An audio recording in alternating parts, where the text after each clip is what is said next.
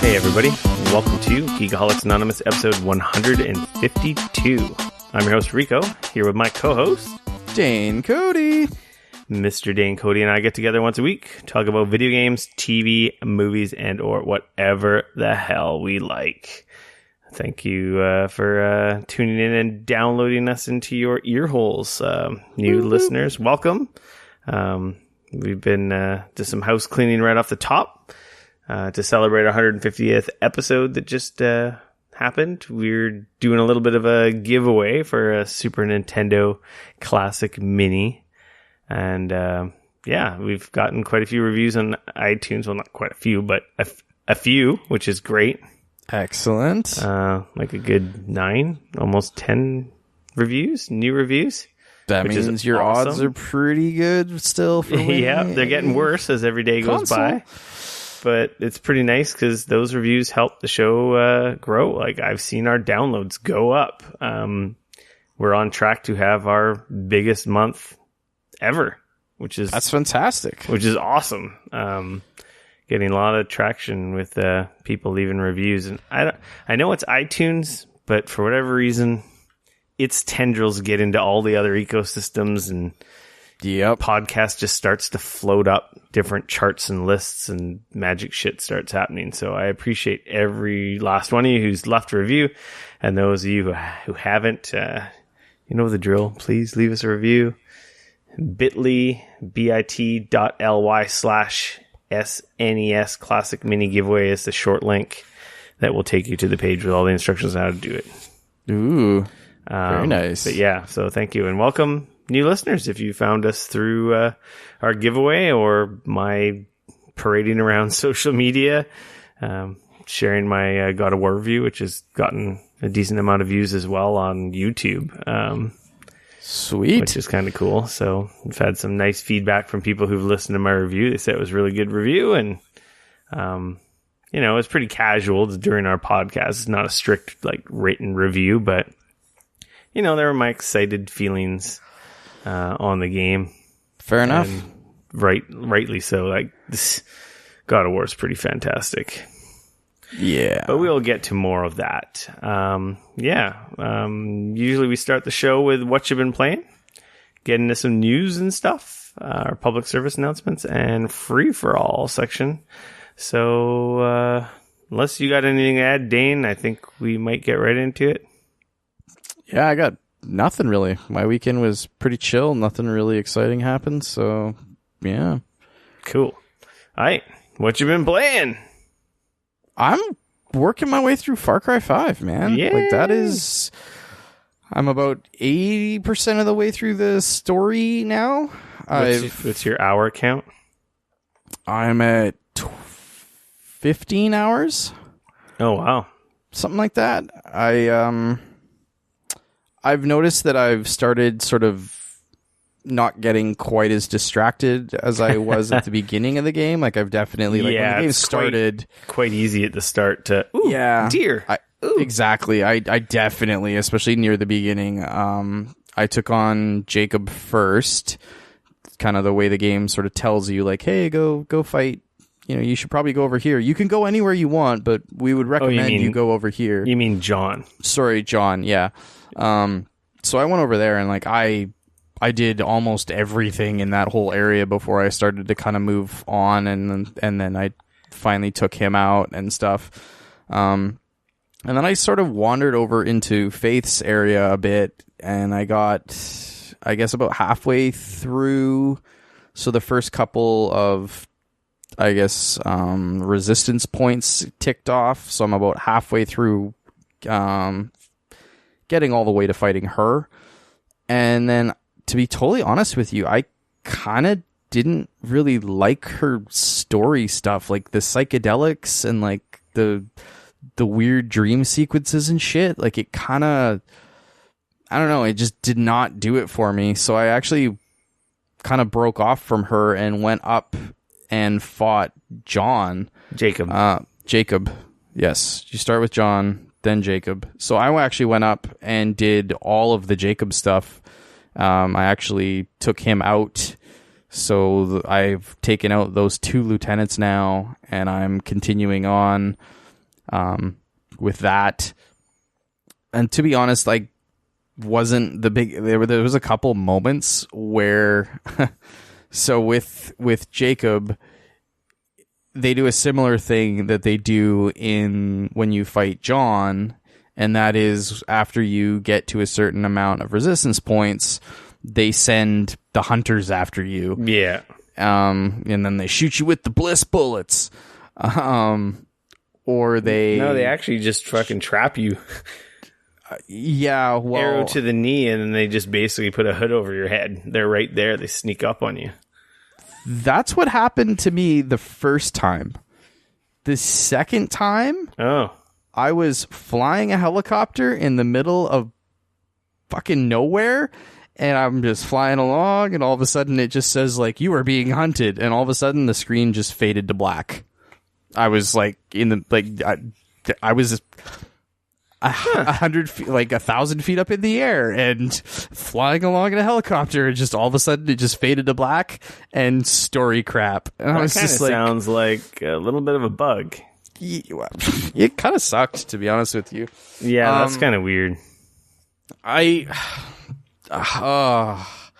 love the game. The game is so much fun to play, but honestly, by the time I finished with Jacob, I was like, I am so done with the story in this game. Like, I do not care anymore. Yeah, it's unfortunate because it's a fantastic Far Cry game. Shooting's great, traversal, the mechanics, the progression. Mm-hmm. But yeah, the story just does fall a little short.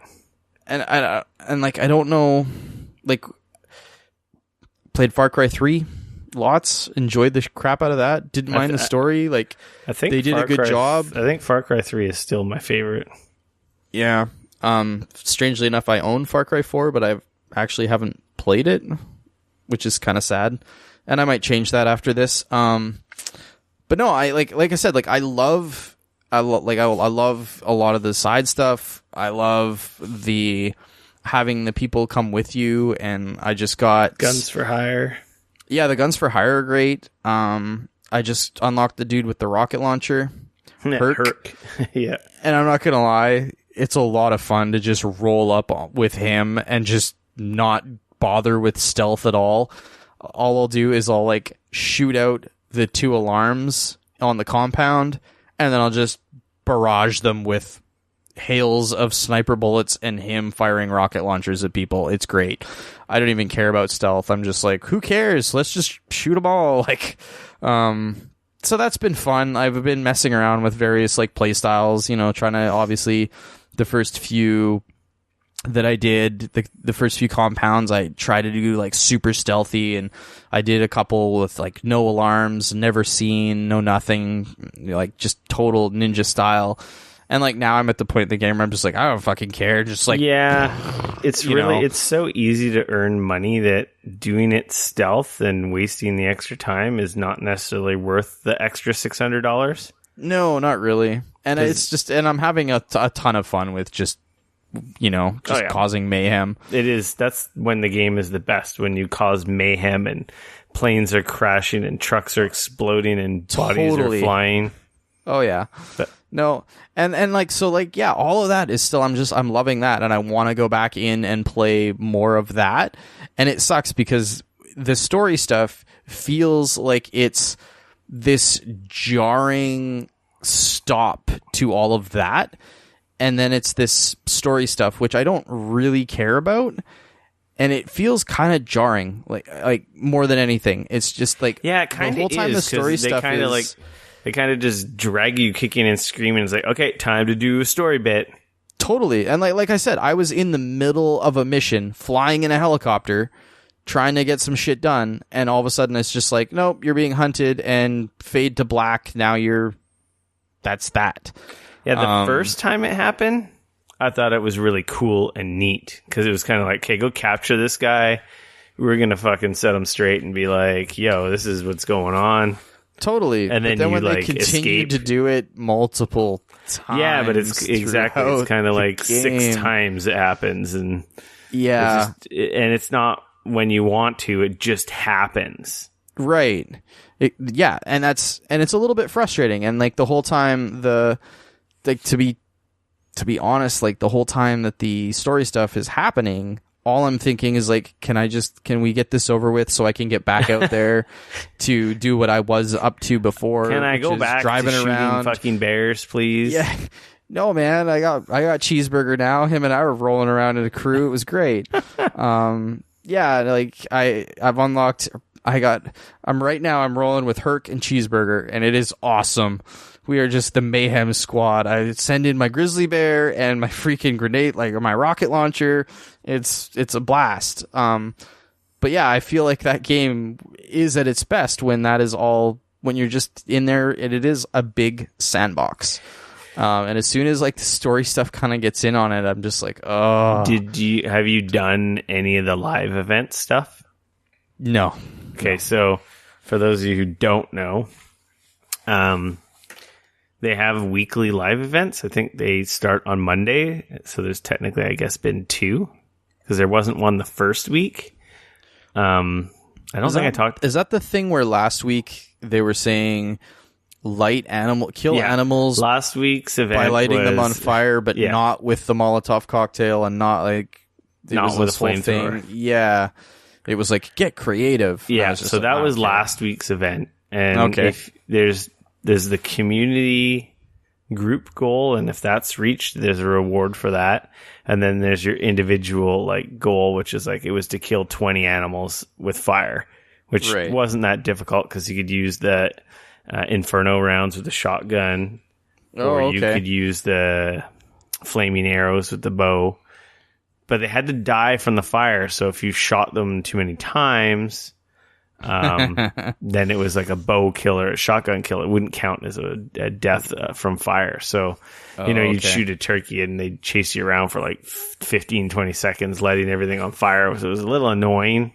Mm-hmm. It was kind of funny, but then you got a costume and like a gold flamethrower with a custom skin. So yay! I haven't even actually used the flamethrower in the game yet. So and then this week, the flamethrower is cool, but you always risk setting yourself on fire.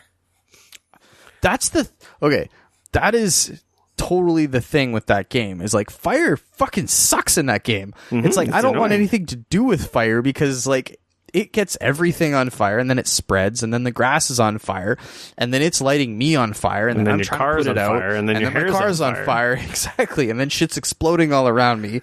So like generally speaking, with fire, I'm just like, no.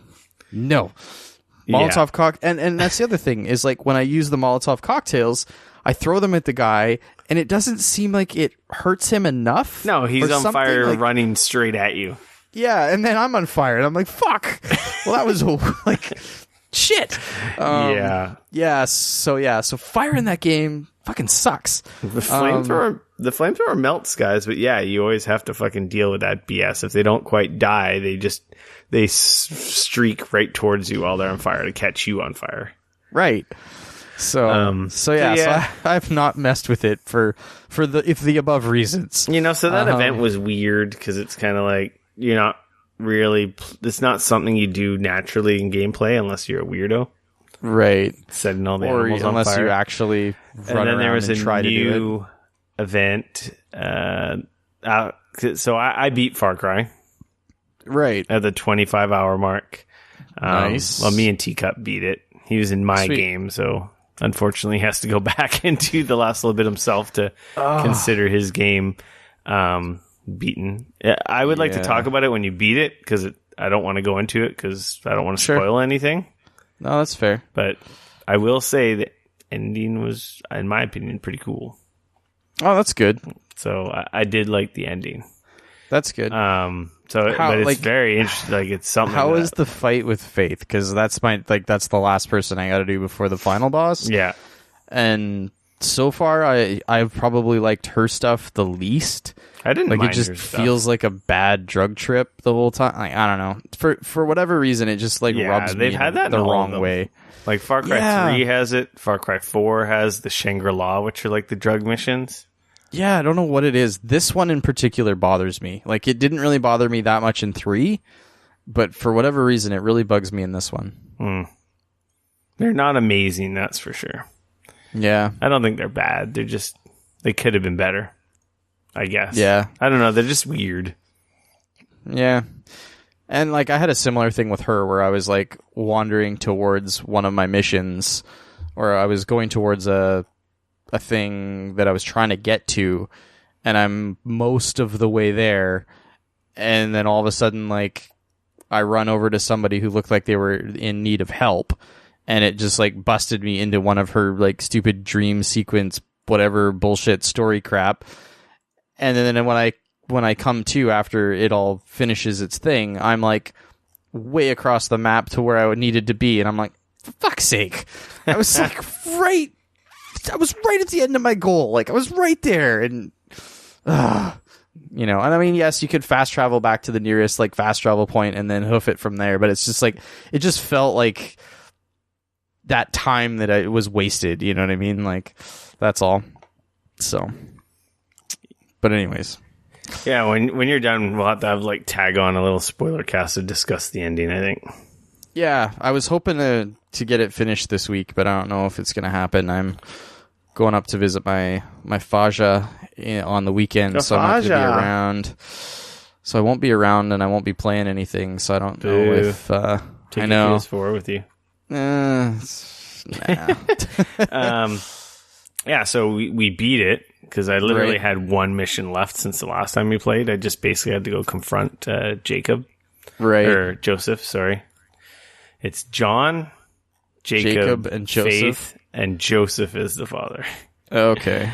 So I just had the mission to go confront him, and that's basically the end of the game. And so we beat it, and it's like, well, we still have some time to play. Let's do something else. And it's like the challenge, the live event was to play Far Cry Arcade. Oh, okay. 40 minutes of Far Cry Arcade. So we did some of the Far Cry Arcade missions, which are like like user built outposts. Mm-hmm. A couple of them were kind of neat. There was Assault mission. I think they call it Assault, where it's just like take out all the guys. And then there was just some bad ones. Yeah, I've heard some of them are great. That were just, pretty janky and weird. Right. They vary in quality greatly. But I imagine they do. There's a couple that were cool. We had fun. I'm like, well, we just gotta do 40 minutes, and then you get an outfit and a new gun, like a Vector, which is like, oh, nice. It's like a gun that's like not even in the game proper. Can you use it in the single player, I wonder? Yeah, I'm pretty sure you can. Everything you unlock in there, the blowtorch that I unlocked from the other live event. I'm pretty sure you can. Yeah, you can. Because Teacup was using it when we were playing, because he had already played some arcade in the daytime when he was playing the game on his own. Oh, okay. So yeah, and then this week they have another new event, which is basically Run Over Roadkill is the event's name. See, that one I'd be better at. Yeah. I don't know how many kills you got to get, but so like I was saying, there's like when you've completed it, there's a halfway point where you get a reward, and then there's like when you fully complete it, I think when you're halfway you get like some silver or some money. I guess it depends on the event. Oh, okay. I think it's been silver for the other two events. But yeah, anyway, Far Cry 5. It's good. It's not amazing. It is. It's just the story gets in the way of me having fun. Which is unfortunate. It's a good 8.5 or 8.0, sorry. Yeah. It'd be an 8.5 or 9 if the story was more amazing. Also, I feel like if you could play through and not have it essentially be useless for one party that's playing, I feel like that is a huge like knock against it. Because like again, like I had friends of mine playing, and I'm like, I wanted to play with them, but I realized there was no point in me playing with them because I would essentially be wasting a bunch of my time playing with them, helping them unlock shit that I would later on have to go back in my game and do it all over again. So I just had no reason to play with other people, which sucks because that game I bet would be so much fun co-op with other people. Yeah. So, but yeah, great game still. I'm still enjoying the heck out of it. I was hoping, like I said, to get it finished before God of War, but seeing as that comes out this weekend, I don't know if that'll happen. We'll see. Maybe I'll just do the Nier thing, and I won't put God of War in until I finish Far Cry 5. I might just have to do that. No. Just to make myself finish Far Cry 5 before I move on. So speaking of, I heard that you may have finished a said game. Yeah, I beat God of War a couple days ago now. Awesome. By the time this podcast goes up, actually, I don't think it still won't be out. Well, it'll be out the evening of, because if you buy it digitally, you'll be able to play it Thursday night at 9 p.m. Pacific time, right? Midnight Eastern. So we'll be out before that. But for most people, they won't be able to get it till Friday if you're buying physical. I think my game clock was close to 50 hours. It's tough to say because there is no clock. Right. So all I can really go off of is like, I've been playing 3 hours essentially a day since I got it. You know? There's no clock, really? No, my save file doesn't have anything. I even like quit the game and reloaded it. There was a new patch today. It's not under like your settings, under like a lot of times they do it under like settings where you can see stats and stuff. No, the save file just shows the date and time you saved, the location, and then like the journal / quest hint of like the last thing you were like kind of working on. Interesting. To kind of remind you of what you were doing. But yeah, there's no time, like no time played, no nothing, which is kind of weird. So yeah, that is kind of weird. It's just like, well, I played it like every night and I play between 2 and 3 hours. So, I've had it for almost 2 weeks now. I guess it will be 2 weeks tomorrow that I've had it. So fair enough. Yeah. So anyway, that game's amazing. I went off about it last week a bunch. I don't really need to go too much off on it this week. It's a 10 out of 10. It is skyrocketed to being one of my favorite games ever. Wow. And may have dethroned The Last of Us. I have to replay The Last of Us, and then I can definitively say whether it dethrones it or not. But I would say my favorite video game experience, story, whole package was easily The Last of Us. Right. So, I don't know. I think God of War may have dethroned it, but to be fair, I have to play Last of Us again to really say that. Okay. Because I've only played through Last of Us once. Right. And that was when it came out, and I could not stop and put that down. And that game was amazing. So, man, that makes me feel bad for not playing Last of Us. This game is on par with anything not like Uncharted 4, Last of Us storytelling wise. Right. Some things that I didn't really talk about last week, I guess I could talk about, is the way the game plays, or the way the game is essentially shot. It's all one shot. It's like a cinematic one shot.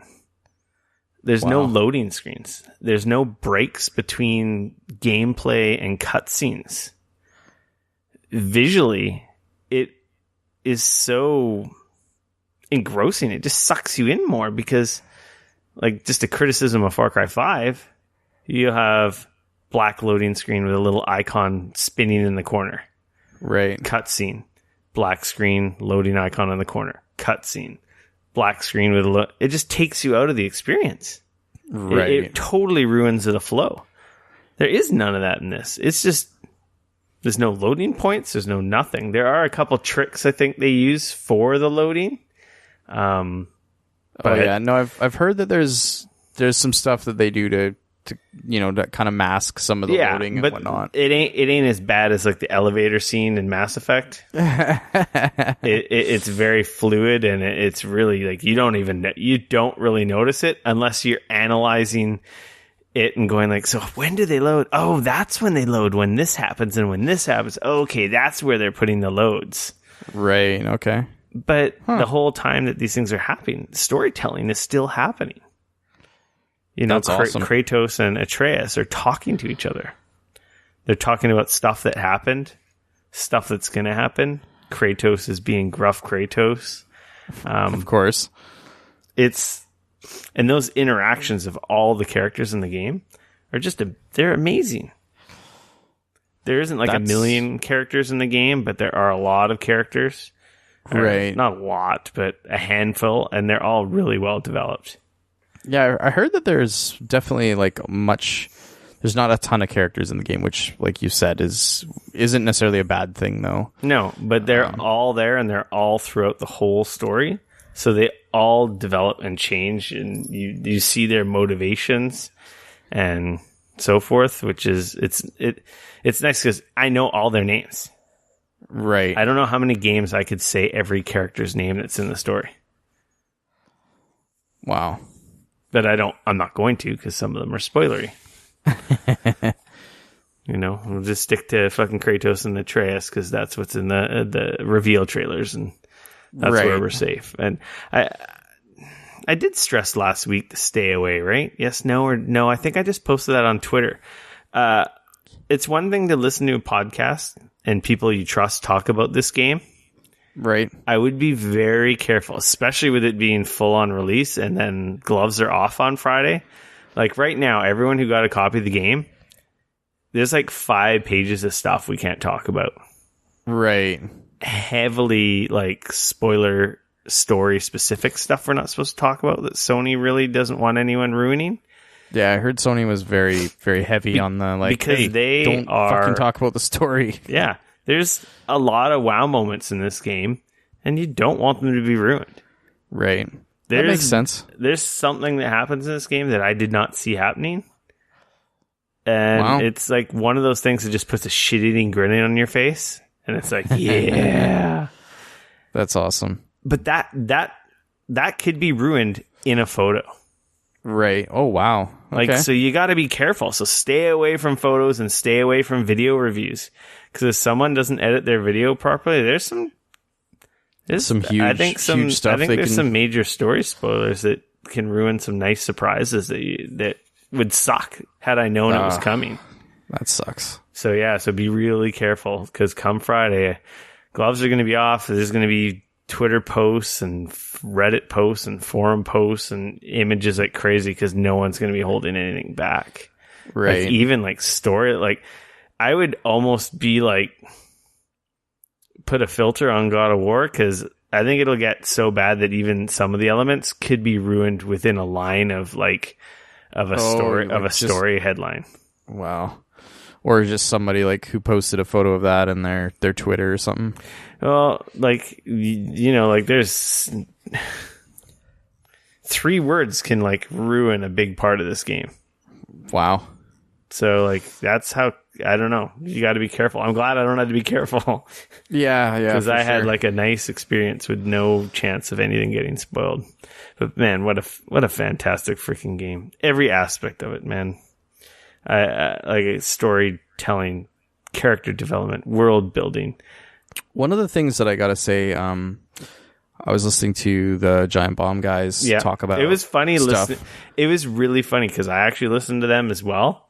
Yep. And they are so early in the game. Yeah. Well, yeah, because a few of them, are definitely not. They're only a couple hours in there, like in the very start. Yeah.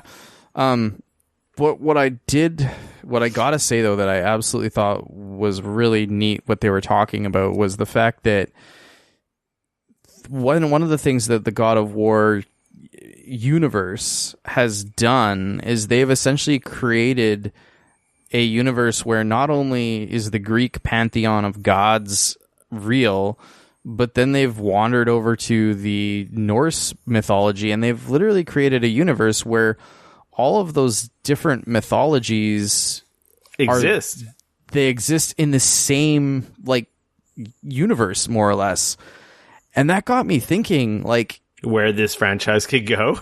Yeah, like that is like I don't necessarily know with Kratos necessarily, or like if they would have thought about it from the very beginning and you know maybe did a better job of planning. But like think about the possibilities of where they could have gone with this, where You've got obviously Greek gods, Norse gods. You could have added like the, some of the other like Eastern mythology gods. Like they could go so many cool places with this. Oh yeah. And that would have been so neat. Not to say that they maybe do, who knows.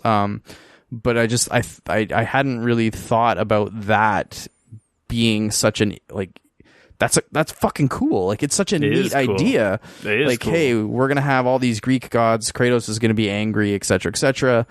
He's going to fuck off and he's going to go over here. And then that whole other set of pantheon and their gods and their stories, they're going to just exist in the same universe. Yeah. And fact, whether it's Kratos or like other gods or characters, like they've got this roadmap, AKA building block that they've just created that is like pretty awesome. Yeah, and that's such a neat idea. Like when the guys were talking about that, I like it was kind of that holy shit moment for me where I'm like, oh my god, you're right. Like that is such a fucking cool idea. Like just the idea of having a universe like that where all of these pantheons gives them a lot of freedom too, right? Totally.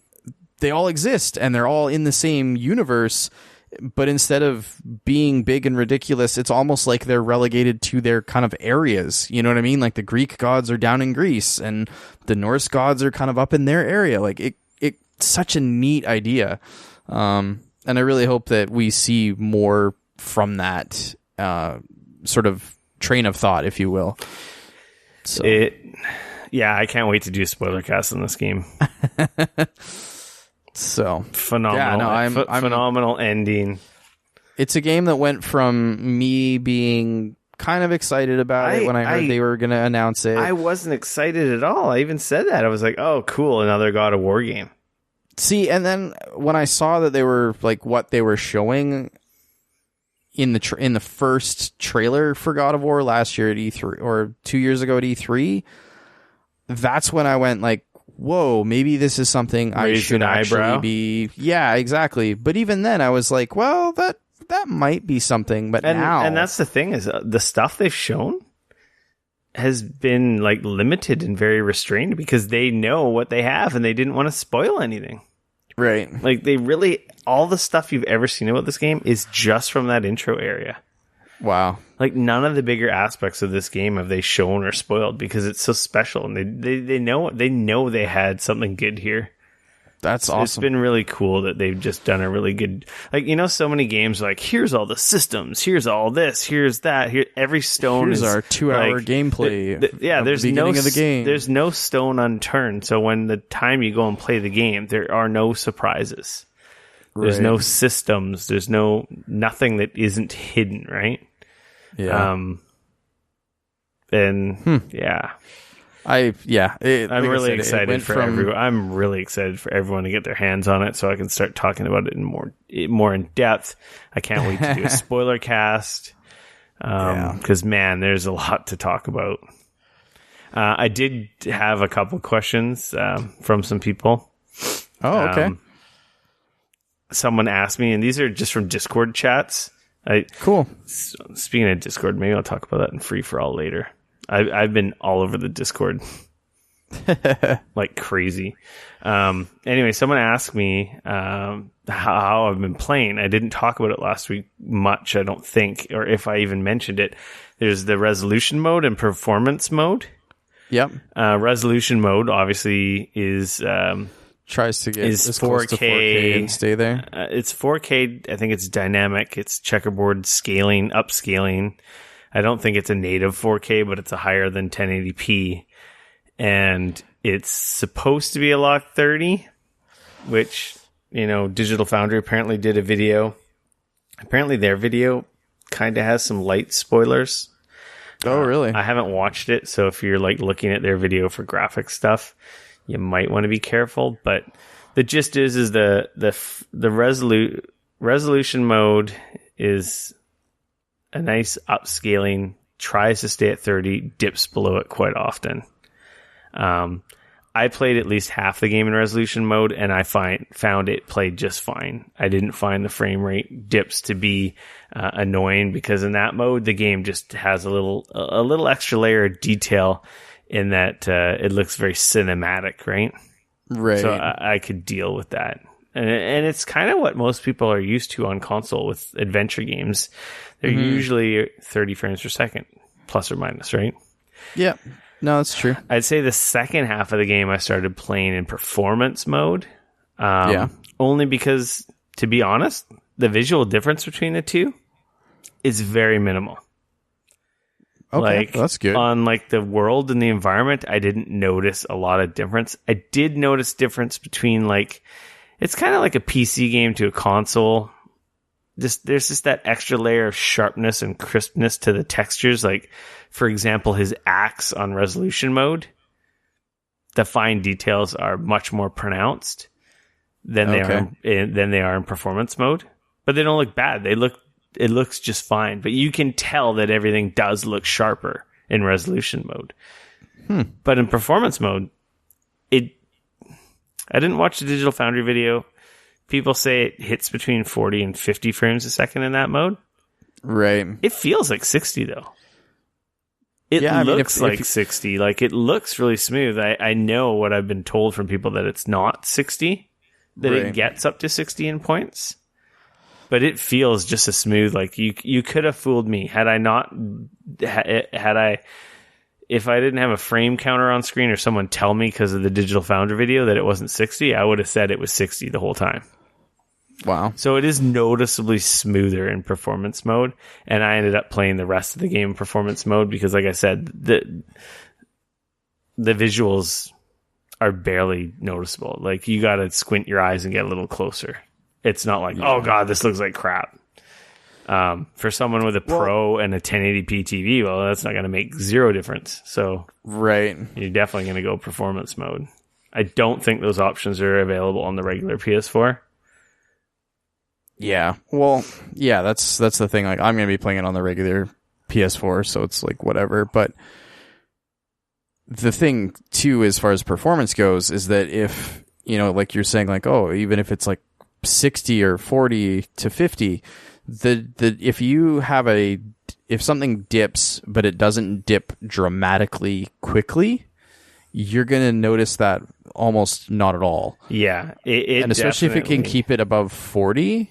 It definitely, like I said, it definitely felt buttery smooth, regardless of what someone looking at a frame counter and a frame graph. Oh, it drops, between 40 and 50. It's like, but you don't feel it when you're playing it. Well, and that's the thing, is as long as those drops aren't huge drops, like, that's when you really notice it.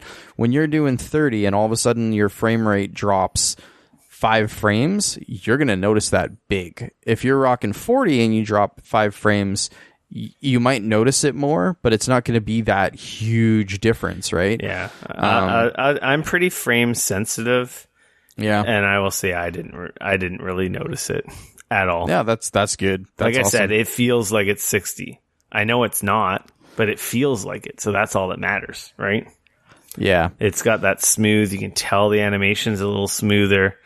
So yeah, anyway, I think I prefer performance mode after all. If you want to just walk around a small area and blow someone's mind with just having it look the best possible, throw it on resolution mode. And you can do it in the menu in the game without having to reboot, which is great.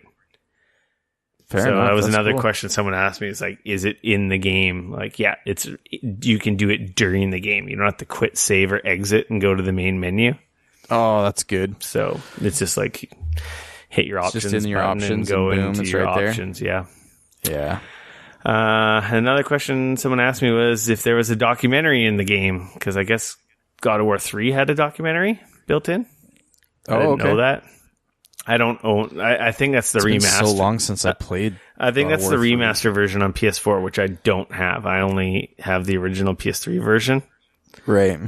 So I don't know if that's something that's on just the remaster version. There is no documentary in any menus. I do only have the digital version, so I can't speak for the retail hard copy of the disc. But there is no documentary. So there's no director commentary or anything like that. Oh, okay. Which would be cool, because I would totally go through that now beating this game. Fair enough. Yeah. Anyway, that's about it. God of War is dope. Go get it. I can't wait to play it. It's a masterpiece. With that, I guess we can get into our news and stuff. News. King of Kong's Billy Mitchell. High scores were wiped out by Twin Galaxy. Update, they've also been wiped out by the Guinness Book of World Records as well. World Records.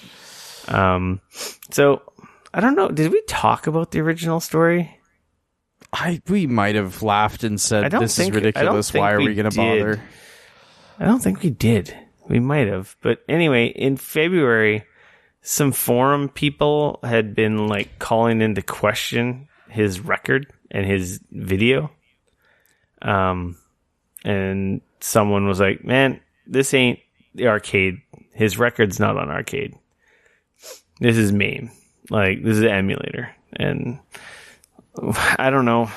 There was no MAME back when he set the record, so which is kind of weird. Or no, maybe there was, because it wasn't from when the game was released. It was from like the early aughts, right? The 2010 or whatever. Like, it was from the documentary era. So his record was on VHS.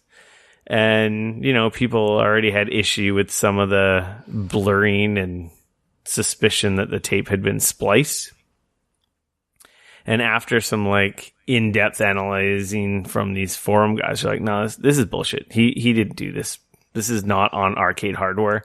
I guess it came down to them figuring out that the way the screen drew was similar to MAME and not identical to arcade cabinet.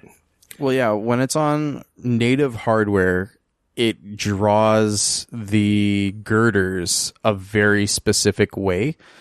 And apparently MAME draws it differently. And like it's a very much a telltale sort of giveaway that something is on MAME. So it sounds like they were looking through all the footage. And that's more or less the conclusion they came to, is because most of the videos from his competitors and stuff from that time, they were shots of them standing at the arcade cabinet. Oh yeah, like Steve Wiebe did his attempt in front of cameras. Exactly.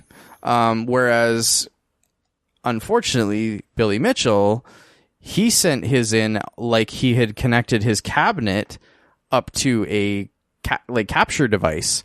And he sent it in that way, so you're not seeing him sitting at the cabinet. You're not seeing so it's, I don't know. And the whole thing, of course, is all gotten ridiculous with, you know, a whole bunch of people saying like, who cares? It's a fucking video game. And then of course you got a whole bunch of other people that are, you know, not saying that, and it is important.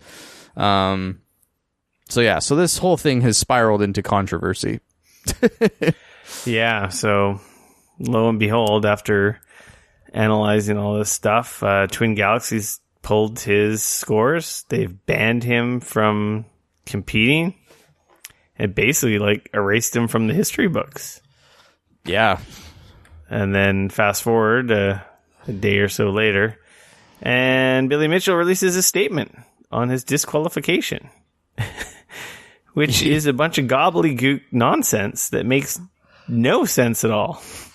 This guy he doesn't say much. All he says is that... Here, I'm going to read it. I'm going to read his statement. Read it. It's kind of This is from Kotaku, but he made the statement to his, Old School Gamer magazine, which, by the way, he is a board member on that magazine. I've been asked to address things that are recently in the media. The fact of the matter is now there's a true professional due diligence being done to investigate things that happened as far as 35 years ago in a professional manner, not in a shock jockey mentality designed to create hits. We will show that everything that has been done, everything was done professionally, according to the rules, according to the scoreboard, the integrity that was set up, not 2014 forward by the current regime who wants to reach back 35 years. Everything will be transparent. Everything will be available. I wish I had it in my hands right now. I wish I could just hand it to you, but it's been taking a considerable amount of time, witnesses, documents. Everything will be made available to you. Nothing will be withheld. You absolutely have my commitment to that. We have been at this since 1982, and it's not going to stop now. So how about you just say I've got a legit tape at home and like I got people looking at it and I'll resubmit it and you guys can tear that apart and okay, it's one thing to maybe admit, okay, you know what? I did that on MAME, but I've got an original that I did in the arcade cabinet. Like, speak English. What is this nonsense he's spitting? This is so weird. He's such a weird dude. Yeah. You've watched the documentary, right? I haven't actually. I've seen it on Netflix, and I've been meaning to watch it. He's a total heel, and he's just a weird character. Like, I don't know how much he's cashed off of this because I don't know how much you really can. I know he makes convention appearances and stuff, but it's gonna be. I've heard some interesting things from some other people that have interviewed him and stuff. But, I wonder, is there going to be a sequel to King of Kong? Is it going to be a comeback, or is this going to be just like he's going to be meltdown? So essentially, in case anybody out there didn't know, like his claim to fame was he was the first person to get, wasn't it 1 million points in Donkey Kong? Yes. Right. So that's the original Donkey Kong. And that has been surpassed now. Like, yes. him and the other guy, Steve Wiebe, their records are now in the double digits. Right. Like, but he was one of the first. They were the first two. Yeah. They were essentially, the two of them were fighting back and forth trying to be the first person to get 1 million points in Donkey Kong. Yeah. And they both had done the it. Big just thing. Billy had a higher score, I think, right. in the end. I think you're right. So yeah, so that's kind of where this all started. And why this is kind of a thing now. You should watch the documentary. I plan to. Anyone out there who has any interest in this story, it is an interesting movie because he's just a weird dude. And he's just like they portray him like a bad guy. Like when the movie came out, he had a lot of stuff to say about that too. But it's like, he didn't do a good job of defending himself because he was just freaking weird. He's a strange guy. But I guess anyone who is a record holder or wannabe record holder of a 1980s video game is going to be a little different. You know, retro games, man, they were making a comeback, and people are. It's a story. That's what it comes down to. It's an interesting story. There's sort of a good guy, a bad guy. People are competing, like, you know, plus the nostalgia factor, which of course right now is what everybody's all about. So, you know, it makes sense that at the time that was a big thing. It's actually on my list to watch on Netflix, so I just need to watch it one of these days. But yeah, amusing. We'll keep you all posted on where that all ends up and whether or not he's able to clear his name and get his records back. Who knows? Yeah, moving along. Where are we? I lost my outline. Here we are. Yeah, Sega had an event in Japan. I think it was Friday or something. Anyway, they confirmed that there's Shenmue 1 and 2 remasters are coming and later this year for PS4, Xbox One, and PC. Are they actually remasters? Because the story that I read earlier said they weren't.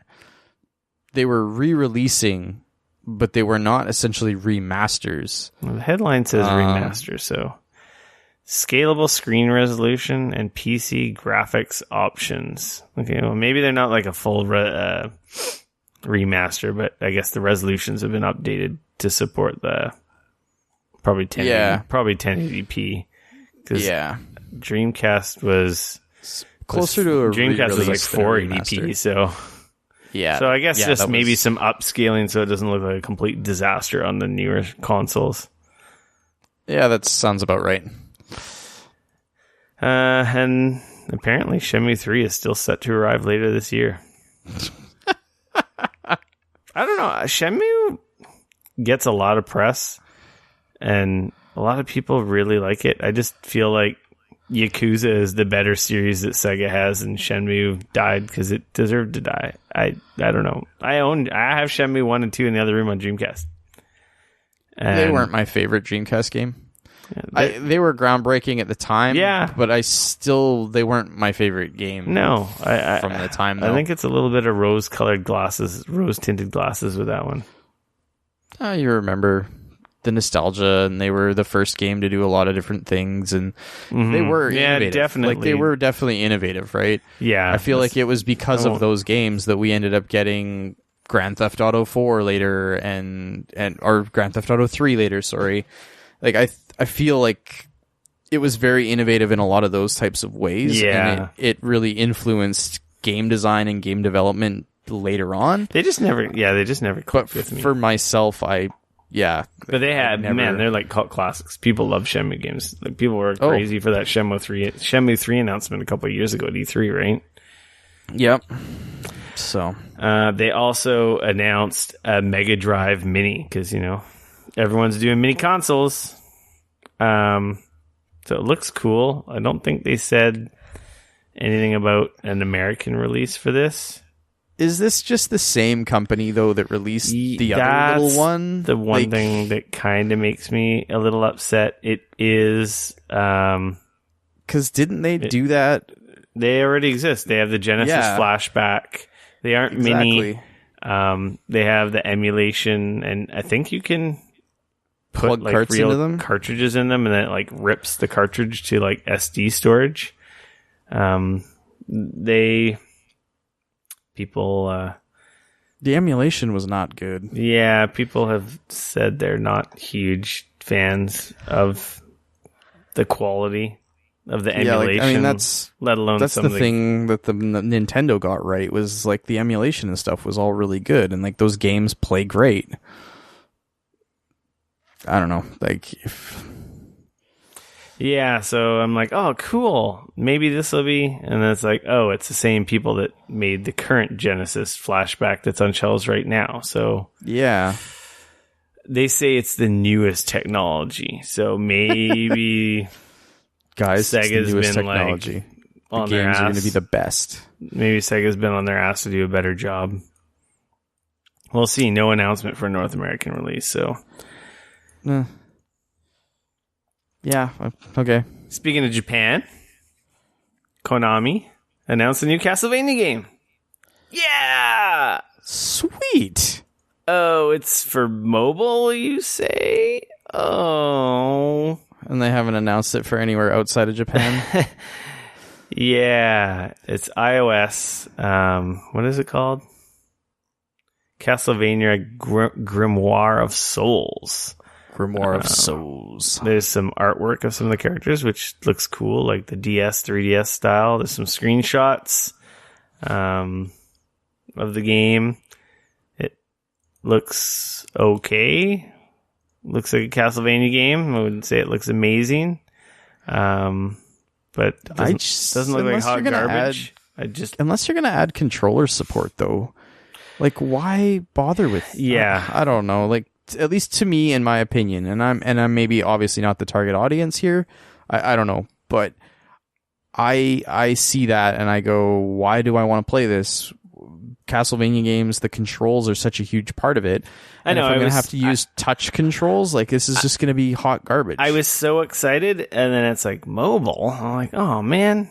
I was expecting it to be, on Switch. I'm like, yeah, no. If it comes out for Android and it has controller support, I have a controller and a mount that would work just fine because, I just played Bloodlines on my cell phone and it was perfectly serviceable. Right. So maybe it might be okay, but we honestly don't have a delay, and it's just, what the hell are you doing, Konami? This was a surefire home run if you released it on Switch, let alone PlayStation 4 and Xbox. Come on, man. This is Konami we're talking about. They don't really make games anymore. So we really don't know a lot, much more than the screenshots, and it's Japan only and iOS. So yeah, they didn't. So I don't this think we might know, be something we never have to worry about. Or if there's your free to play or mobile hooks or whatnot. It's still, it's. I believe it's later this year. When did they say any hint? I don't know if they gave mid-May for a closed beta test, so I'm guessing summer or later. So anyway, I don't know if it has controller support and it comes on Android. Who knows? Maybe, but right now it's just kind of a yes, and then an immediate groan. Yeah. Yeah. That's a bummer, is what it is. Call of Duty Black Ops 4. That's a game. That's a thing that they have announced is coming this year later on. Yeah, your popcorn pull up chair annual franchise that you can count on to be back every year for that big blockbuster action single player campaign mode that we always play it for. Oh, wait. Apparently, that is what I play it for. According to sources, Black Ops 4 doesn't have a single-player campaign. Wait, what? Are you serious? But it does have Battle Royale mode. Oh, fuck off. Royale with cheese. So, let me get this straight. So, they killed the single-player. They didn't kill the single-player. And to be fair, none of this is 100% announced yet. This is all hearsay at this point. Rumor and speculation, but there has been quite a bit of confirmation by Eurogamer editors and Jason Schreier from Kotaku. I was going to say Polygon. From Kotaku has also confirmed that he's heard this as well. So there's been some trustworthy people out there that are like, yep, that's what we heard. Wow. So it isn't exactly that it can single player. Apparently it wouldn't have been ready in time for release, so they've gone all in on multiplayer development and expanding multiplayer and the zombie mode.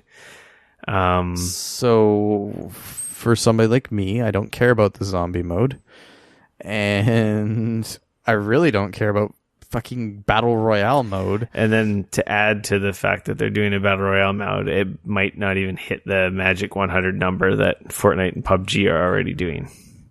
Right, because the engine and the servers. The engine's and very else. good. That's the thing that interested me the most about this announcement. Like, I'm kind of upset because I play all the Call of Duty campaigns. Yeah, me too. I enjoy them. It's just like one of those things like, this is cool, It's a great 6 to 8 hour romp. Exactly. It's like a good action movie. Because it's that you don't have to think about. It's a solid shooter with solid mechanics. Yeah. And they're great. Like palate cleanser. Totally. Absolutely. It's not like these giant 40, 50, 60 hour freaking games with all kinds of complicated systems and whatnot. It's just like, let's just blow shit up and have an awesome roller coaster ride while we're at it. And it sucks because the Black Ops games were some of the ones that they were did the some ones very interesting story stuff. Yeah, they were the ones that would do quite different stuff and different departures off of the regular formula of Call of Duty. So, that's kind of weird. They have an event May 17th where they're that's the reveal event. So maybe we'll most likely get more info there. I'm very intrigued on, I'm not going to lie. I want to see Battle Royale modes in all my favorite established franchises. Because, Fortnite's cool.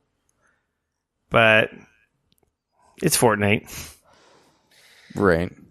PUBG is Arma and janky. So it'd be interesting to see a solid, really good shooter engine game have this mode.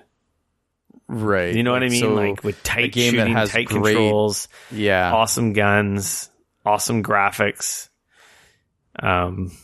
So it'd be interesting to see. So hot on this, there's rumors of the next Battlefield is going to have a Battle Royale. This is not surprising at all. Actually, there's a really funny post on, if you follow me on Twitter, I retweeted Nibel's post. Okay. He made a mock image of leak of E3 announcements, and basically it's let me find it here. I got it here. We've got our first juicy E3 2018 leaks, and it's a blurry photo. I guess he made it in Photoshop, and it's Halo 6 Combat Royale, Final Fantasy 15 Royale Edition, Yoshi's Murder Island, Red Dead Royale, The Last of 100. Oh, jeez. The sad thing is, though, is that all of those things will probably come to fruition. Not necessarily those games, but that number. It would not surprise me if the new Halo game has a battle royale mode. Yeah, it also would not surprise me if the new Battlefield has a battle royale mode. If they could somehow get a way to have 100 people in a Battlefield map, and not just a battle royale, but like just have 100 people in a Battlefield map, that would actually be pretty fucking cool. But if it's just another battle royale mode with a whole bunch of people, I don't know. I don't know if I'm that interested in it, but yeah, we'll see. It's an interesting rumor. Yeah, going all in on multiplayer. And that's the other thing. I see where they're getting at. That's interesting, but what's like surprising to me about this story is that there's those of us out there who have been saying for years that they should essentially amalgamate all of their battle or their multiplayer, and instead of having single player and multiplayer, they should just have Call of Duty multiplayer, and that game should be an ongoing, we're upgrading it, we're making it better, that's what whatever. I said. Like, do it on a 3-year or a 4-year cycle. Yeah. Of like, this is the Call of Duty current, this is the esports, the current Call of Duty Season 1 platform. Totally. And then it lasts 2 or 3 years, and then it's like, boom, here's the next one. All the player base moves over. But at the same time, keep the single player and just have Call of Duty, the single player games. Yeah, like campaign. Yeah. So them doing this is kind of a strange... It is weird. We've always, like, not necessarily us, but the industry as a whole for a few years now has always been like, why don't they just do a multiplayer-only version of this game? You know? Yeah. And it's weird to actually be at this point where this might actually be a reality now, because everyone's like, that ain't gonna happen. You know what's gonna happen, right? If this does well, we're probably never gonna see another single-player Call of Duty game. I don't say we never would. It wouldn't surprise me. We might not see one see one every year, which in my opinion, I don't think we need to see one every year. No, me neither. Every other year, I think to get over the fatigue is not a bad idea. Like, look at what Origins did with taking some time off. Yeah. But I think the yearly stuff is, I don't know. It can get... These games have so much stuff they add in now, and these live events and content that just goes forever. Look at Rainbow Six. Look at Ghost Recon. Look at The Division. That's funny. They're all Ubisoft games. They just seem to have this like down. And I wish more people, more studios kind of aped that kind of dev cycle. Yeah. Anyway, we'll have to wait and see. I'm definitely down for some Battle Royale in the Call of Duty engine. I'm not against that. I trust some of these more. It's not what I want out of my Call of Duty game. This is true. Like I don't play a lot of multiplayer. I haven't played a lot of Call of Duty multiplayer since Modern Warfare days. So, how much you want to bet Titanfall 3 is going to come out and surprise Battle Royale? Hey man, I would like to play a Battle Royale in Titanfall. That'd be pretty not at the fucking cost of cool. Another single player game, though. Not at the cost of a single player mode. Absolutely not. No. But I'm all for Battle Royale modes in these awesome games. I'm not so excited for all the no-name clone Battle Royales. Like, those are the ones that make me groan, right?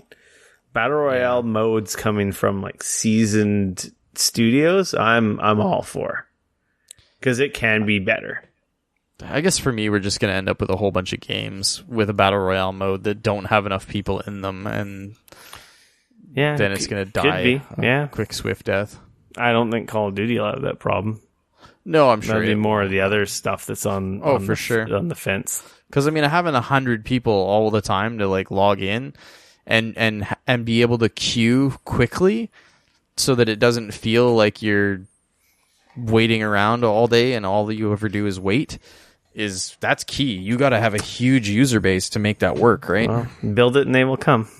Yeah, fair enough. Fortnite and PUBG didn't have millions of players to begin with. This is true. Ubisoft has announced their press conference date. Story, non-story. It's going to be during E3, I get. Yeah. Monday, June 11th at 1 p.m. There you go. I think I should be in town for that. Well, I'm going to be in town. I just hope I can get from the airport to the theater in time for that. Fair enough. I am working on my invite to that. I have been invited to the Microsoft press conference. Very cool. I'm registered for that already. I should have my... I'm going to assume I'm going to get an invite to the Sony press conference. You're hoping? I don't... Well, the game got a war early, so I feel like they might invite me to the press conference, but who knows? Well, if you let them know you're going to be there. I have let them know I'm going to be there. I've let most people know I'm going to be there. Okay. I do still have to email like WB and some of the other companies, but I think I let all the biggies know I'm going to be there. Sony, Microsoft. Figure out what the hell Rocksteady's up to these days. Yeah, that's why I got to email WB, because it's like I feel like finally got something interesting to talk about this year. They got to have something. Rocksteady's got to be there with their new game. I mean, I feel like it's time, right? Like when was Arkham Knight? That came out what, 2015? Yeah, I want to say 3 years ago. I want to say that was like 2015 during our first year of recording. Yeah, I'm pretty sure that was 2015. So, Platinum has a new game, World of Demons, on mobile, Android and iOS. Published by DNA, the same people who published the Nintendo mobile games. Right. I have no idea what this game is about. There's a trailer. If you want to see it, look in the notes. The action game to touch devices. Arkham Knight 2015, by the way. Okay, cool. Have you seen what this game's about? It's a Platinum game where you're fighting demons.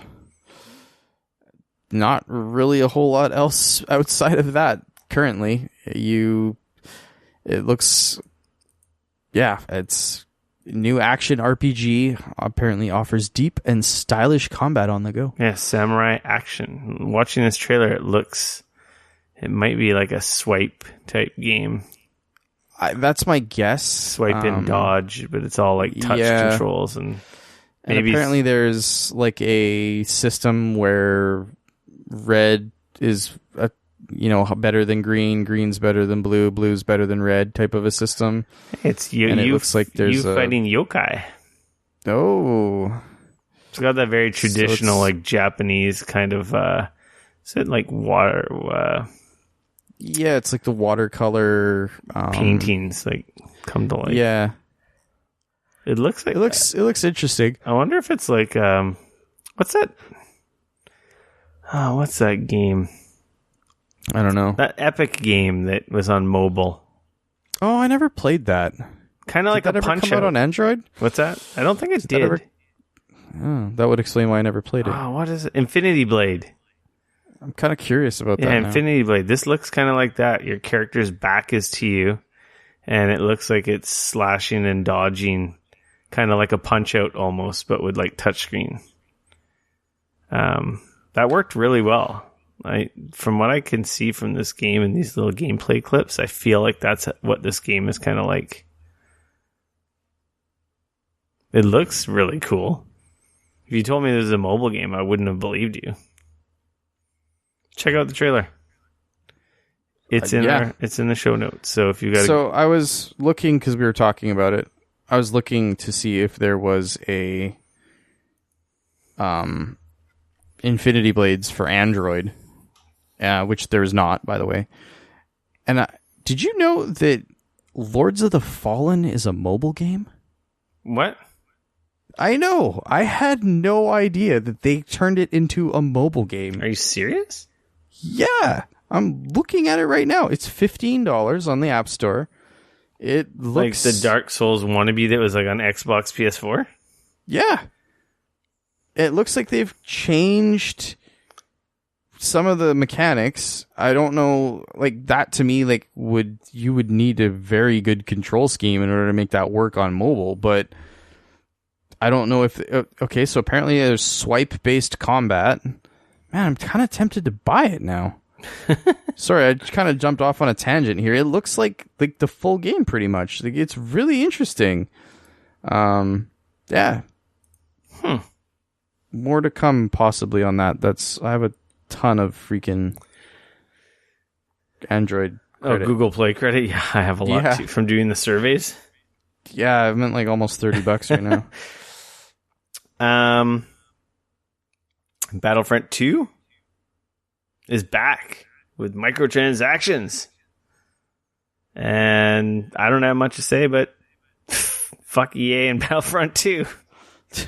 Yeah. I'd have no care to even talk about what they changed, because you know what?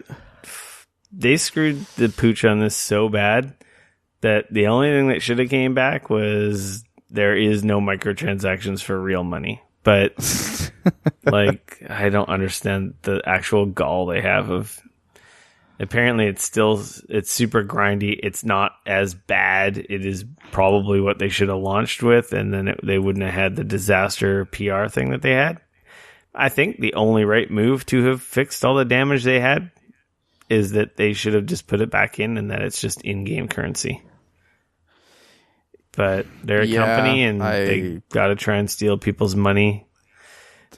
What's interesting to me is that people still like give them a free pass on the sports games. The sport games are just as egregious with their loot box shit as the original implementation of Battlefront 2. And that I don't know if that's maybe because a lot of the big nerds like us don't play. At least myself, games. I just don't play the sports games. No, I was talking about it with my buddy at EB, and it's different demographics. The people who play Madden and FIFA, some of them are like us, listen to podcasts, go to game sites, take part in forums, and the game chit chat fest that exists online. But for sure, a lot of the people who play FIFA and Madden, they play FIFA and Madden and Call of Duty. They don't go to game sites. They don't follow game people on Twitter. They don't take part in the discussion. Right. They go to EB twice a year. So like none of the editors out there at websites and nerdy news channels don't really have it on their radar that they're just as douchey with the sports games as they are with Battlefront. I was just thinking about that. I'm like, they really screwed that up, but it's like they didn't change anything in their sports games. So they're not, they're sorry, not sorry. It's like the YouTuber who drops the offensive racist shit or some other nonsense or does the bad act and gets caught red-handed. It's the sorry, not sorry. Like, oh, we're going to change things and we're listening to the community and we're listening to your feedback. And at the end of the day, it's like, you guys are still douchebags. Because, you think that all the negative press they got that they might change stuff in the other games. Like, no, we're just going to do whatever we can to steal as much money as possible from people who have, addiction problems or gambling problems or, anyway, going on I'm going on a tangent. Everyone loves loot boxes and they're back. Yeah. Well, I think that the big thing will be whether or not they learn from this is what their next games look like. That's the real key here, is what does their next games look like? What are they doing and what aren't they doing in their next games? That will truly tell us whether or not they've learned their lesson with loot boxes. What will Anthem look like when it comes out next year or the year after? Mm-hmm. And whether or not that's gonna have this type of egregious loot box bullshit. They are in such a weird place. Like, they just shit the bed, like with Andromeda, Battlefront. Like, they've had a couple missteps, couple big ass missteps, and it's just. And yet, strangely enough, their stock is doing just fine. Yeah, because they're getting all that freaking Ultimate Team Pack money from FIFA, Madden, and hockey. Yep. They're also their mobile stuff is doing bazonkers for them. Yeah. That's the other thing, right? It's a weird, like you hit the nail on the head. They're in a weird spot. Like, they had these games that should have been huge and should have made them tons of money. And they both backfired hard, and who knows, like, it sounds like the future of Star Wars franchise with them exclusively will be interesting to see what happens moving forward. I mean, obviously they're still developing games and stuff because they have a deal in place, but what that looks like after these games are up, who knows? Like, do they lose that? I mean, I don't know what that looks like on paper, so who knows? Maybe it's one of those deals where all they got to do is keep making a game every so often and they keep the license. I don't know. They got a long road ahead of them to repair the damage they've done. Oh, yeah. Absolutely. But let's be honest, if Anthem comes out and it's amazing, everybody is going to go, shit, yeah, fuck Destiny. That's the thing. I got Anthem that scares me. Is that they have a Star Wars game and another Star Wars game in development, right? The Respawn one. Yeah. And then they have Anthem, and it's just like, oh god, hopefully those don't get, because those both look like they're going to be good, right? Yeah, I mean, those both look like they at least have the potential to be awesome.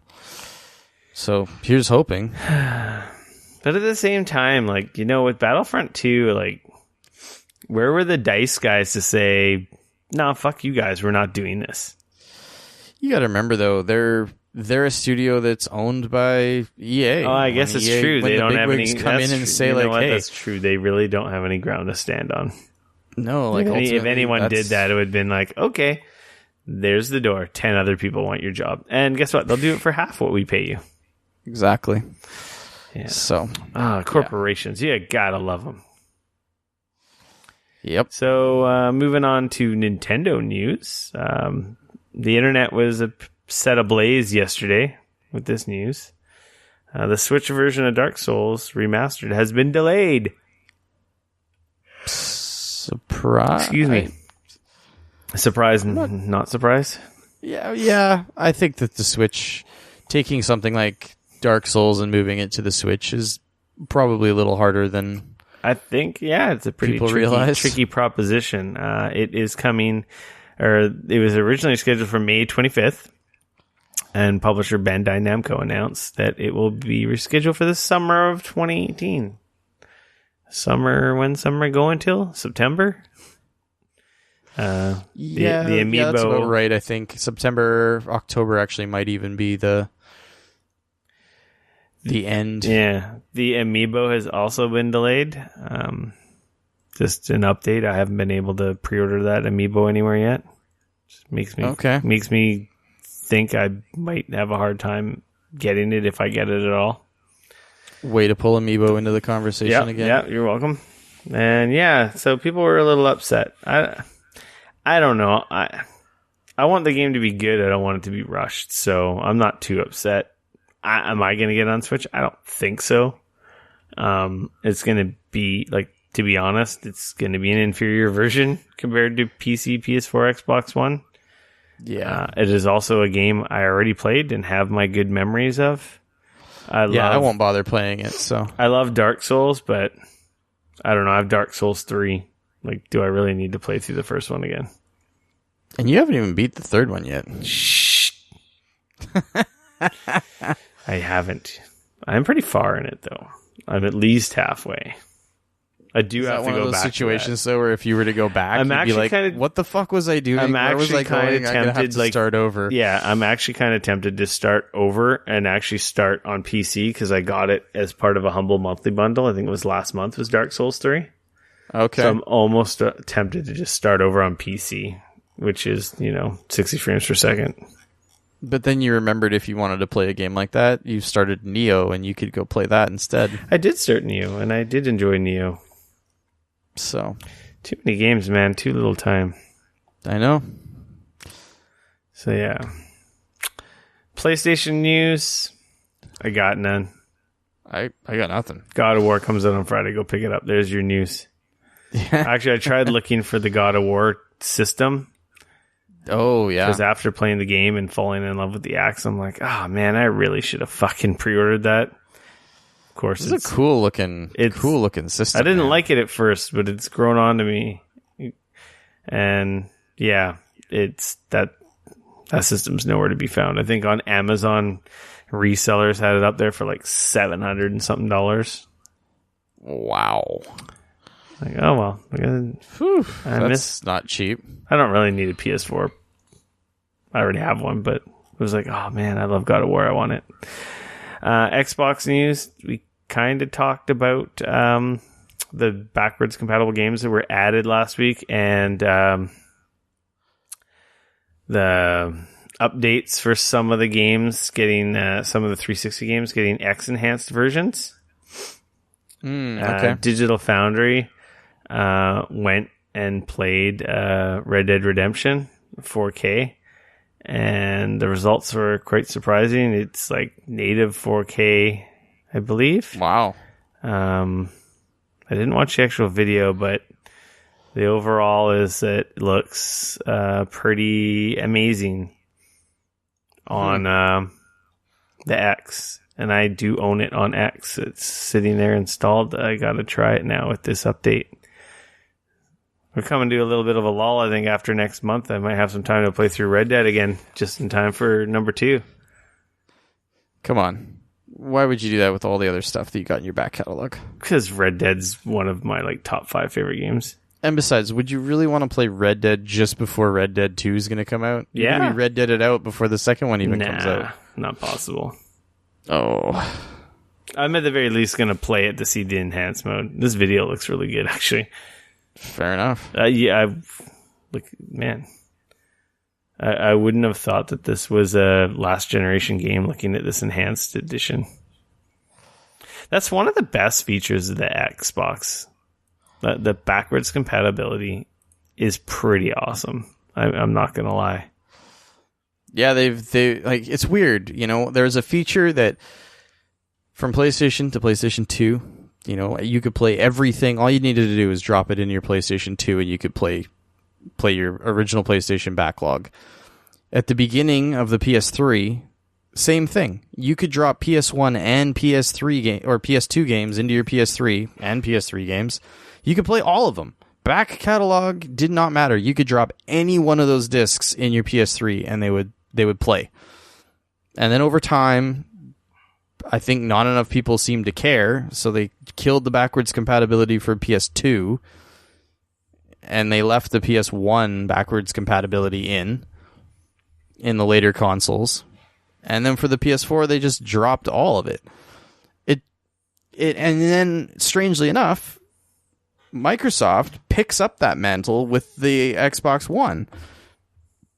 And people now seem to care about it. And to be fair, they're doing a good job with the way they're doing it. I don't think the numbers are there to the extent that it's like this is a system seller or anything, but it's a pretty awesome freebie. Right. And it's strange because, like I said, that's a feature that Sony had for 3 generations at one point. And then they, I guess, didn't see the usage happening or something. Well, I don't know. They know the numbers and all this stuff. Yeah. It's kind of nice. Like with my X, I literally can get rid of my original Xbox and my 360. Yeah. Like there's no point holding on to them. Yeah, pretty much. Well, and that's why I kept my PS3 because it acts like a PS1 and a PS2 because I have a launch edition PS3 that still works. To be honest, I think I've watched a Blu-ray in my PS3 since I got my PS4, but I don't think I've played a single PS3 game since I've gotten my PS4. I've played some PS3. There's lots of PS3 games that are stranded back there that I would love to go back to and play, but I just the hardest thing for me now is actually the controller. Yeah, the PS3 PS3 controller is like, you realize how bad it is compared to the PS4 one. Yeah, absolutely. And that's actually the worst thing for me. I think that's it for news, my friend. we don't have any public service announcements this week, so we can move on to free for all. The free for all. Free for all. I got a Pixel 2. Nice. So I got a new phone. What color did you get it in? It's blue. Oh, you got the blue one. I don't know. It's not really blue. It kind of just looks gray. Oh, okay. It's like a weird. It's like a weird blue. Yeah. Man, first thing off the bat, I don't know how or if I'll ever be able to go back to a non Google vanilla, pure vanilla Android OS. I told you. It is so snappy, so fast. There's no bloatware. At first, it was very foreign because all the crap that Samsung puts on their phones. Yeah, but, like there's a few things like when I moved to my, because I of course had the S7, which I sent back after I got my Pixel XL, the original Pixel XL. And there was a few things that I was like, what the fuck? I'm looking for this thing that I don't seem to have anymore. Which, then you figure out what or how to get around that or how to, and it works, in my opinion, so much better still though. Yeah. The bloated crap that Samsung's got on their phones. Build quality is great. It feels awesome in the hand. It's got a nice weight to it. It's got a fingerprint scanner on the back, which is that one's made by HTC. Yeah, it's a solid phone, which is instant. Like I just tap it, it works every time instantly. Yep. With my S7, I'd be like fumbling with my finger to unlock it with the fingerprint reader. Apparently, not much has changed with the S8 and S9. Literally, I tap it and it unlocks. I don't like that it doesn't have a headphone jack. I got to use a dongle because it's USB-C, but whatever. That's a huge bummer for me because my car, every single day, I use the headphone jack in my car. My head unit in my car doesn't. I have Bluetooth, but it doesn't play media through it. Yeah. So I use an auxiliary cable every day driving around in my car. So for me, like, that is a huge bummer. Yeah, in my work vehicle, it's the same. I have an auxiliary, so I've just basically left the dongle on the cord. Right. So it's fine, except for then you can't charge.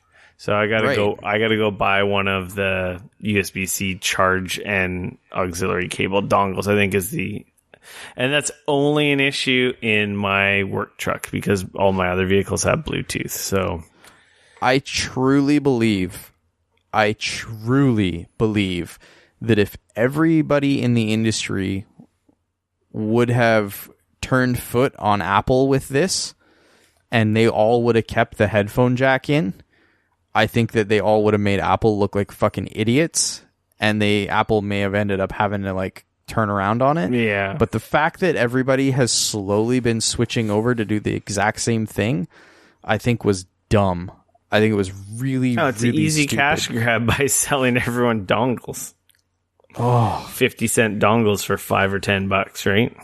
I hate the dongle life. So that is the one negative. The second negative is it doesn't have wireless charging. I'm like, what the really? I know that's not as big an issue, but like I have a wireless dock, and it sucks when it's one of those things where if you've never had wireless charging, you wouldn't know. Good. You would be like, whatever. But once you've had wireless charging that's good, it's hard to go back to not having it anymore. Yeah, so it's kind of weird. Now I've got cords on my desk again, which I got rid of. But besides that, I'll get over it. It's because it's got the metal back, though, right? People want those quality, that quality feel, and in order to have, you either got to go glass or you got to go plastic on the back in order to do the wireless charging. Yeah, the screen looks great. The camera is fantastic.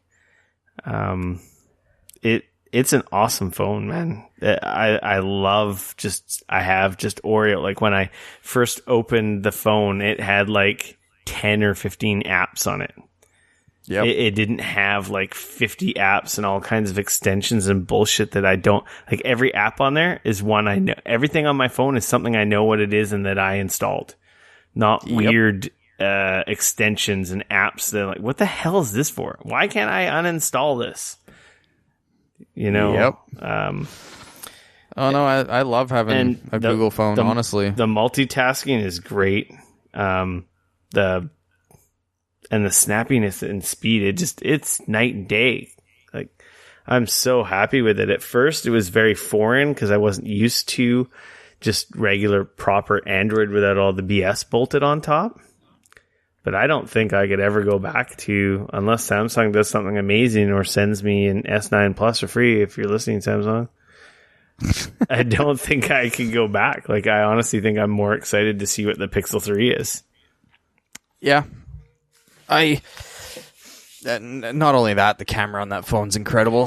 Yeah, I'm super happy. Like, at first I was like, oh, I don't know. And now that I've used it for a week, I'm like, whoa, this thing blows that other phone away. Told you. Yeah, I'm pretty happy. So if anyone was out there on the fence on the Pixels, I didn't get the XL. It's just the Pixel 2. We have one of each in our office, and I'm curious to see like what the longevity of both of them is going to be. I heard the XL screen wasn't as nice. People are having issues. The XL is made by LG, and the regular the smaller one is made by HTC. Yeah. So, in my experience, Google owns HTC, so there is no HTC, right? No, there's definitely an HTC. Okay. Oh, yeah, it was a really weird situation where... That's right, they make the Vive. Google bought the Pixel division of HTC. So, like, the team that they were working with at HTC to build the Pixel, because HTC was the one that built the original Pixel and the Pixel XL. And then HTC was supposed to build the Pixel 2 and the Pixel 2 XL. I'm not exactly sure what happened because the HTC, I believe it's the U11 Plus, was supposed to be the new Pixel 2 XL. But somewhere along the way, I don't know why, they dropped that kind of last minute. And instead, they went with more or less a updated version of like the LG V30, I believe, except that they kept the squeeze sides from HTC, the squeezable frame. Yeah, that's a little weird. It's a problem. It's funny. We have in our work vehicle, we have like a cradle that holds the phone in place, and the guys with the Pixel phones, the Pixel 2s with the squeezable frames, when they go to put it in there, they can't because it squeezes the side and makes it go all weird. So they can't use it. Yeah, I turned up the sensitivity to pretty high, so... Oh, really? Yeah. You can adjust it, or you can turn it right off.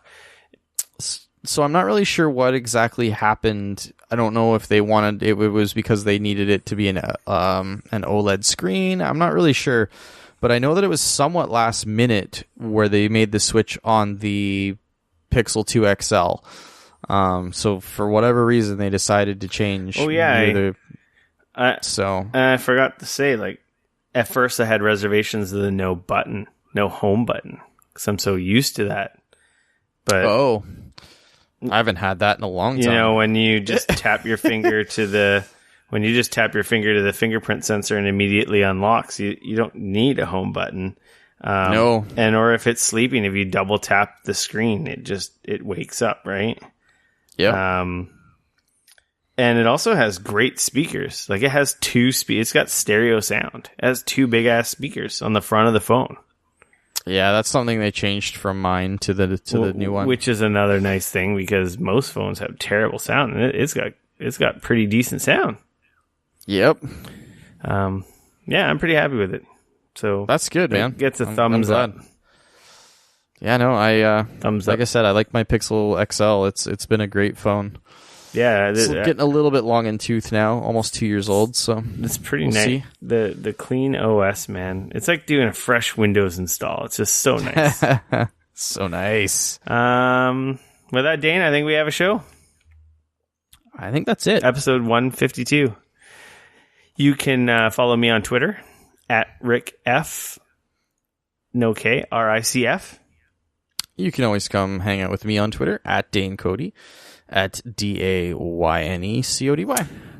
You can find us on youtube.com/Geekoholics, facebook.com/Geekoholics, the Insta, the Gram, Geekoholics, Twitter at Geekoholics, and then, of course, the most important homework, if you haven't done it yet, please leave us a review on iTunes. That shit matters, and it helps us grow and find new listeners. I appreciate everyone who has tuned in that is new and stuck around, and those of you who have left reviews for us, that's, man, amazing. You don't understand how much I appreciate that, because it really makes a difference. Like, our numbers have gone up pretty decently.